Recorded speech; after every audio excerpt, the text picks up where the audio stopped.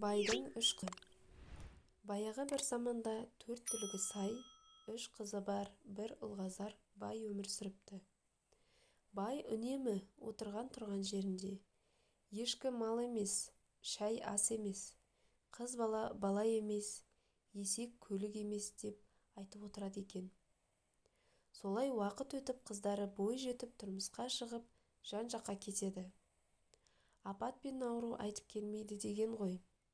Аллахтың қалауымен індет келіп, байдың малы бірақ қырылып қалады екен.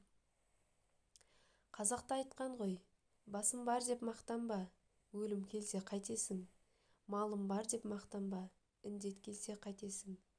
Тілім бар деп мақтанба, тіл байланса қайтесің. Ақылдан артық хандық жоқ, жомарттықтан артық жарлық жоқ. Дегендей бай амалсыз қыздарын жағалап кетеді. Кішкентайдан әкесінің айтқанын естіп өскен қызы, әкесі келген соң самаурынды қойып, жақсылап нан мен шәй беріп, семіз ешкінің етін асып беріп, кетейін деп жатқанда алдына мал салып, астына есек мінгізіп жіберіпті. Екінші, үшінші қыздары да солай жасаса керек. Есекке мініп, азын-аулақ малымен келе жатқан бай: қыз бала бала екен ғой, малы болса.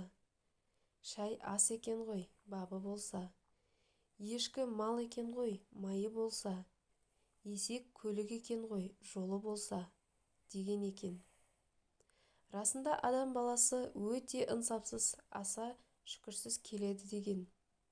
Барлық қажеттілікті бізге беретін Аллаға шүкіршілік айтуды ұмытпаған жөн. Ибрахим сүресі 34 аятта: егер Аллахтың нығметін санасаңдар, санына жете алмайсыңдар, деген бар. Жаратушы иеміз, шүкір етсең маған, тағы арттырам саған, деген айтқан сөзі де бар. Жақсы сөз жарым ырыс, жақсы ниет жартылай құлшылық. Көп дүние жақсылыққа келіп тіреледі екен. Жақсы ниетте болу, жақсы ойлау Алланың мейіріміне жол ашады. Әркез бір-бірімізге жақсы ниетте болып, Алланың мейіріміне бөленейік. Жақсы күндеріңіз көп болсын. Егер де менің осы хикаяларым ұнайтын болса, лайктарыңызды басып, комментарий жаза кетіңіздер.